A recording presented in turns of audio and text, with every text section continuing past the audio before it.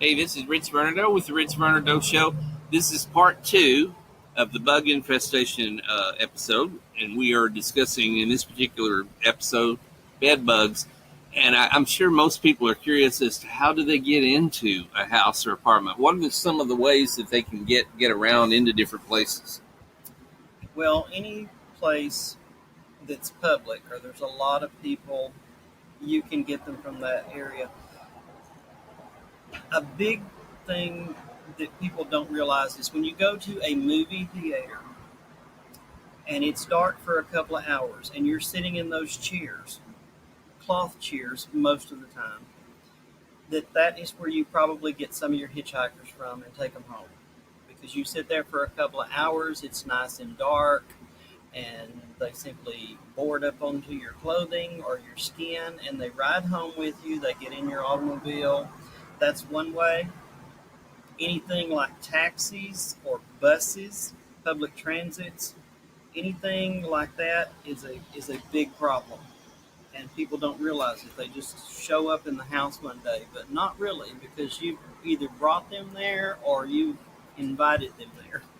Kind of similar to elementary schools where one kid maybe will accidentally bring headlights to school, and then a bunch of the kids get headlights. Very, very similar. Hotels, motels, from one apartment to another apartment, which is what it was in my case. Um, Thrift stores.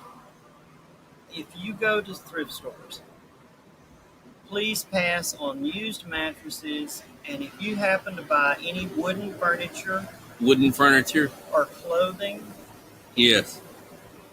be careful what you do, because it can be in the furniture and it can be in their stock rooms. In the furniture, in the stock rooms, it literally can be transported in different items that are brought into the thrift store. Exactly. And even in the stock room, they can infestate, and then it will end up going to the sales floor, and then you take it home with you. Uh-huh.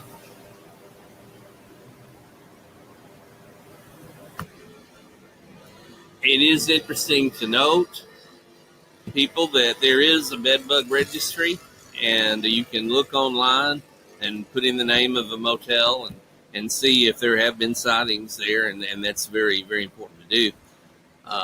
It can actually be room specific. It can be room specific, and that might be very important, especially if you travel a lot or you're going on vacation or you're going to be renting a motel room. It might be good to look into these things. Yes, it is, because I had driven for 6 hours. I stopped at a hotel. They were having a game or something in that city. I looked up a particular hotel. That room that was still left vacant was the room that was listed on the registry.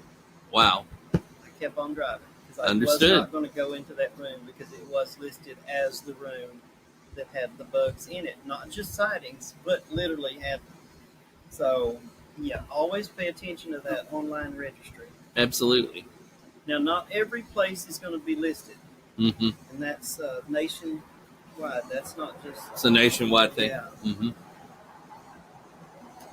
I wanted to share with you a couple of other ways that people get them, and they might not realize it, especially in the multi-million-dollar homes. Because Right. it doesn't matter whether it's a multi-million-dollar home or a small efficiency apartment. You can get them. Right. It doesn't matter whether you're rich or poor, live in a house, live in an apartment. This can happen. Right, and then I want to go over some things with you on how to protect yourself from getting them. Okay. Of course, I take everything to extreme now. That's good, though. I mean, nobody wants a bed bug infestation. Maybe this will give some aha moments to some people. Okay, the actual people that come to clean carpets, Uh-huh. the equipment that they bring into your home to clean the carpets with could possibly have the bugs in the crevices of the hose, the motor, on the shoes or the clothing of the pest control person themselves. Wow. Because when you stop to think about it, they're going home to home because there is a bug problem. And unless you catch them when you're the first one in the history that they've ever cleaned, there is a chance that you can get fleas, bed bugs, spiders, whatever the problem was before your call came up, may be brought to you. I'm sure that doesn't happen in every case, but a lot of people don't stop to think. They just call the carpet cleaner and say, "Oh, this will take care of it." Or if they're going to show a house that's brand new, they'll call it our carpet cleaner or something. Yeah. Or if they're going to re-rent something and they call a carpet cleaner, you may be bringing bugs into your house while it's empty. Wow. Another way that you can get them is the rental carpet cleaning machines in grocery stores. Oh, I'm sure you've seen them. Oh, yeah. That's a big one for getting fleas transferred from one place to another one. And even if you clean the machine up as best you can before you take it back, there could still be eggs in there to hatch. There could still be live bugs trapped in the workings on the inside of it. That's another way to do it. This is a little on the extreme side, but if you order something online from somewhere, whether it's books, wooden items, anything made of cloth, check check it out well, including the creases of the box. That's why I always open up all of my boxes and things like that somewhere outside in the sunshine, just so I can make sure that there's nothing coming out of it. Yeah. That's about the only way you can truly see it. Sure. And if it is wood, I may still just leave it outside for a couple of days or whatever if it's a carving. Mm-hmm. Another place is lockers at school or a gym that you work out at. Used furniture from yard sales. And this is where I need to go back to thrift shops. Anything at a thrift shop needs to be checked out thoroughly once you get it home. Yeah. And as far as treatments, it depends on how much money you want to spend, but at some point you're going to want to spend as much as you can to get rid of these. If you're in the situation I was in, you're not able to spend a lot of money, so you simply have to move out. We had to move out because it was so bad, and we lost everything that we had to it.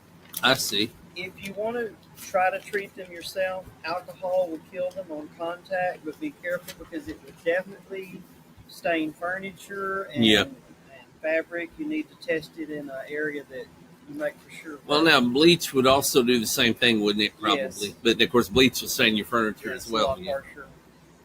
Vacuum every day and heat treat everything daily. And set your vacuum cleaner outside with a trash bag wrapped around the bottom of it in the bright sunshine is a good way to make for sure that you get them out of your vacuum. Yeah, because that heat is going to intensify within that garbage bag when it's in the sun. Right, and if you put your vacuum cleaner back in the closet or wherever, you're basically just keeping them safe from the pest control guy when he comes. Oh, wow. And you don't even realize it. They will retreat back up into the walls, so if you are getting a treatment that's done with powder instead of the heat, make sure they put the powder in the outlets because they do come from the outlets if it's an apartment to an apartment situation. Oh, I see. So they will go up in the walls when your house is being treated, and they can come back down in a month or so later. Uh-huh. So unless there's powder put very thickly at the bottom of the baseboards, between the carpet and the baseboards, you can reinfect, and once again, you'll think, where did I get them from again? Well, the truth is they never really left. Wow. And when you're going places, I always take totes, plastic totes with locking lids instead of luggage. I don't even have any luggage. I just take totes. I don't put anything in the drawers. I don't care what kind of a place it is or how much it rents for a night. Because I've stayed in luxury cabins before, I still do not use any of the furniture in them. I put my totes in the bathroom if it's tile. You want to stay away from carpet as much as possible. Put your totes in the bathtub and just use the totes. Yeah. The less you unpack, the less you have to pack back up. Right. The only drawback of that is you might need to take an iron and an ironing board with you to do it that method. Yeah.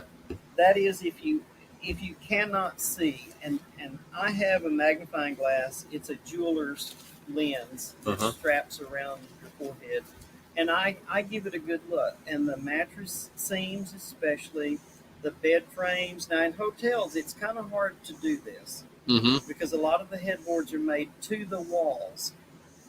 So you had something that you had said that Yes, a nephew of mine who lives up in near Oklahoma City and used to work in the motel industry.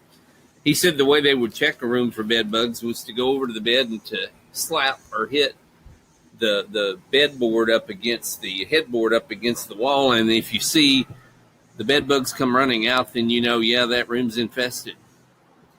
caregivers coming to take care of your elderly loved ones can bring them. I had that experience. Any housekeepers that come in, Uh huh. anytime you invite somebody into your home, there is the danger of getting it, especially if it's a home to home situation. Also, slumber parties. You might want to think about those sleeping bags coming in like that because that's another way that you can get them. And one child is all it takes, one or two bugs is all it takes, and you have a disaster. Not at first. If you can catch it early enough, and I do mean early enough, Uh huh. you might be able to handle the situation with the products that you buy in the stores. Otherwise, you're going to have to be out a fortune with either heat, spray and powder, or any of the other methods that you have to pay for. Or God forbid, hiring an exterminator, which could get very expensive. Very expensive. I can't stress enough. The heat treatment is between $800 to $1,100, and it takes hours to do it, and it can damage the contents of your place, Right.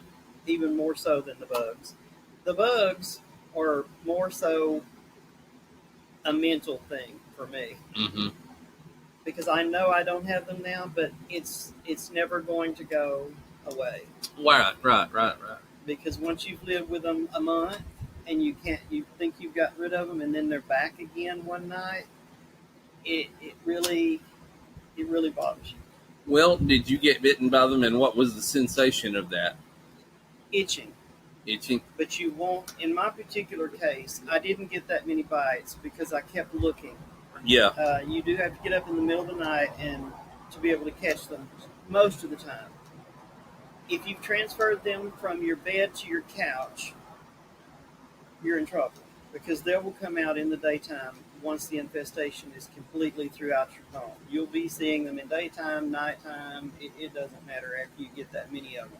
Wow. But there'll be a trail of 3 or 4 dots in a grouping. It'll look like a small rash. It's generally very small, but the itch is very big, and it doesn't sometimes show up until 3 or 4 days after you've been bitten. It's sort of like poison ivy. Huh. Interesting. So I refer to them